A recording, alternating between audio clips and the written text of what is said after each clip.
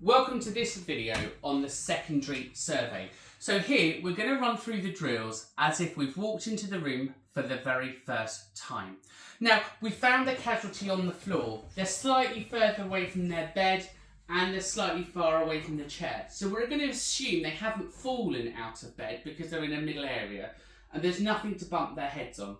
So when we walk in and we do a scene survey, somewhere in our history taking and our decision making, we need to think about, well, I wonder why they're there.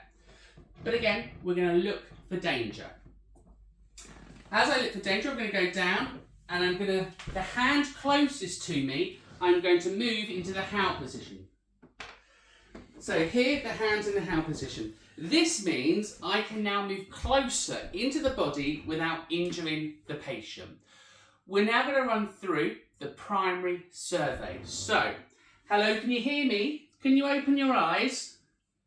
Pinch the ear. Help, nobody's arrived. So I want help because I have an unconscious casualty.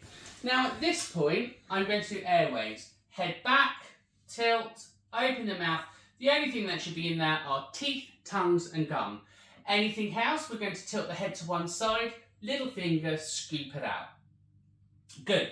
We're now going to go down and we're going to do breathing. So we're going to look, listen and feel. And I can feel the breath on my cheek and I can see the rise and fall.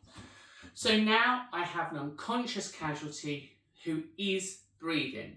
So I now need to work out, why is he on the floor? What has caused him to be here? So we're going to do what's called the top to toe survey. For this, you're going to put your rubber gloves on, so protection first, so gloves on.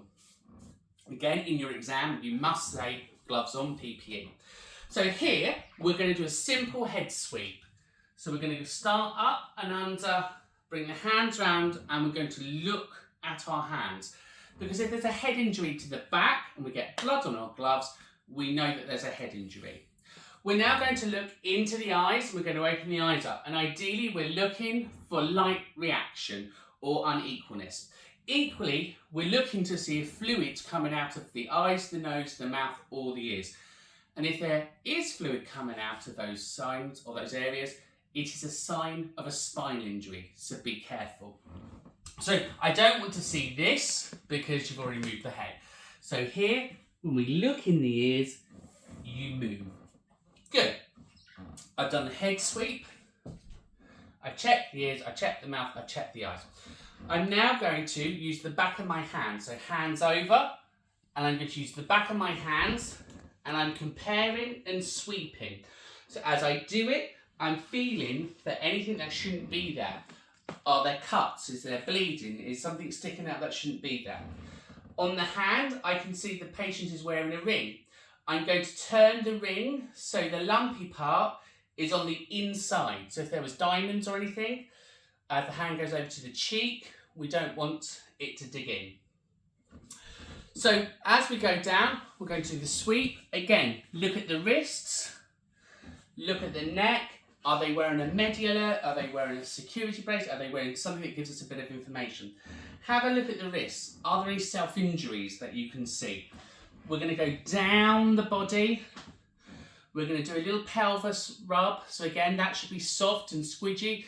If it's impacted, there's a problem. We're going to do a pelvis rock. That should rock nice and easy. Again, anything in the pockets, you can push out.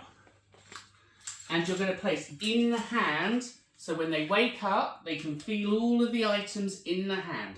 So again, here and here. We're now going to go down the legs. Again, feeling and checking. So we've done a head to toe survey. We've done the top.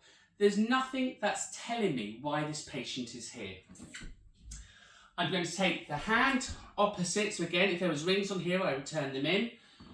And I'm going to place it to the cheek. So elbows up. I'm going to lift the knee up. I'm going to bring into the centre, and I don't let go of either, because if I let go, they're going to go floppy. And I'm simply going to roll the patient onto their side. What we're then going to do here is we're going to bring this knee up to a 90-degree angle. And what this does is it pushes the body nice and high up off the ground, so the chest is now higher up. We're going to tilt the head back and open the mouth. So if they're sick, it's going to drain away. So down here, you can see there's lots of gap. So if they're sick, it'll drain away. And what's most important is their front part. They've got plenty of room to breathe. Finally, we're going to do a back sweep, just in case we've missed any other injury. Now, whilst the patient is here, they're in a relatively safe position, but we need to make sure that we're monitoring vital signs. So are they still breathing, and are they not deteriorating in front of us? So again, we're going to go down, we're going to look, listen and feel, just to make sure that they're breathing and they're safe. And if you had to leave the casualty for any reason, this is the position you leave them in. Lovely.